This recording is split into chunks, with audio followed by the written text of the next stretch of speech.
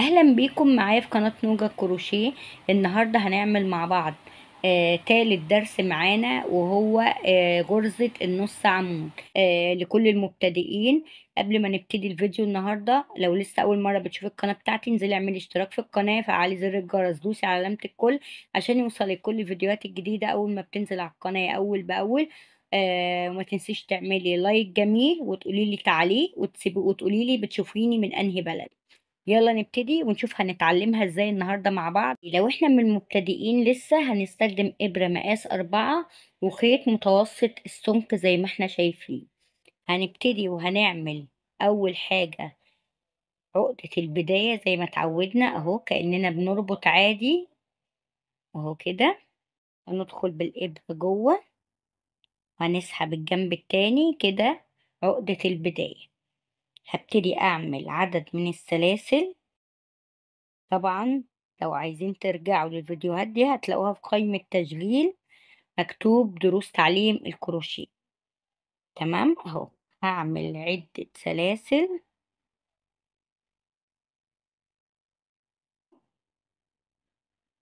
عملنا مجموعة من السلاسل. في غرزة الحشو كنا بنعمل ايه؟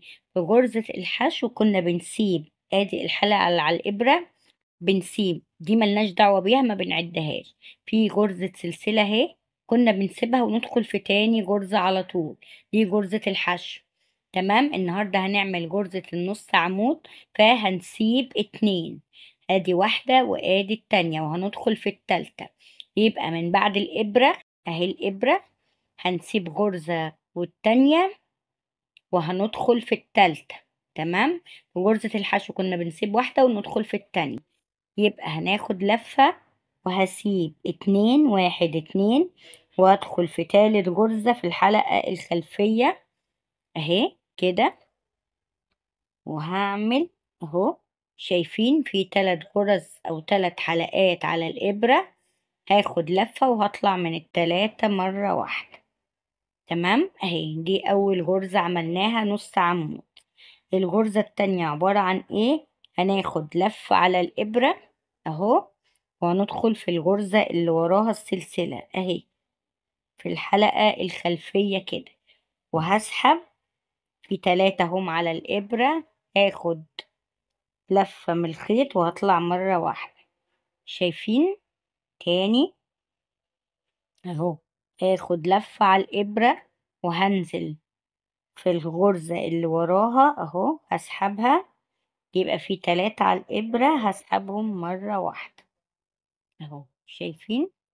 تاني هناخد لفة على الإبرة وهننزل في الغرزة اللي وراها اهو بالشكل ده، وهنطلع منهم مرة واحدة اهو. تاني هننزل وهنطلع مرة واحدة اهي.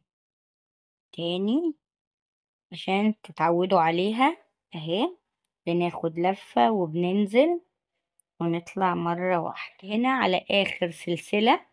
شايفين آخر سلسلة؟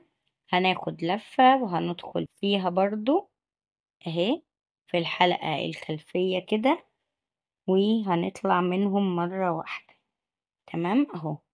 شايفين شكلها اهي.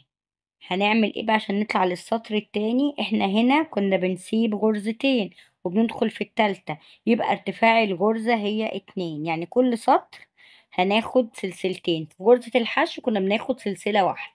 تمام. خدنا سلسلتين وهنلف كده الشغل. تمام. وهننزل في اول سلسلة. شايفين دول السلسلتين اللي احنا لسه طالعين منهم؟ دي اول سلسلة اهي. لو هنتلخبط ممكن نعلمها بماركر. تمام اهي. وفي النهاية برضو بنعد الجرز عشان ما نتلخبطش اهي. هندخل في اول سلسلة، هناخد لفة على الإبرة وننزل تحت الحلقتين. شايفين اهو؟ تحت الحلقتين مع بعض، وهناخد كده اهو 3 حلقات على الإبرة، هنشدهم كده ونطلع الخيط مرة واحدة. تاني هناخد لفة على الإبرة وننزل تحت الحلقتين مع بعض اهم، تحت الحلقتين مع بعض اللي هو علامة الفي اهي، في 3 حلقات على الإبرة هنطلع منهم مرة واحدة. تاني اهو، وننزل 3 على الإبرة نطلع منهم مرة واحدة.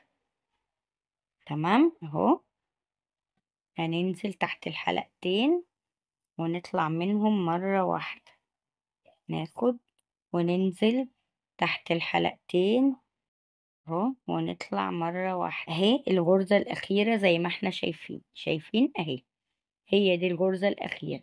هناخد لفة وننزل تحت الحلقتين اهو، وهنسحب الخيط ونطلع مرة واحدة.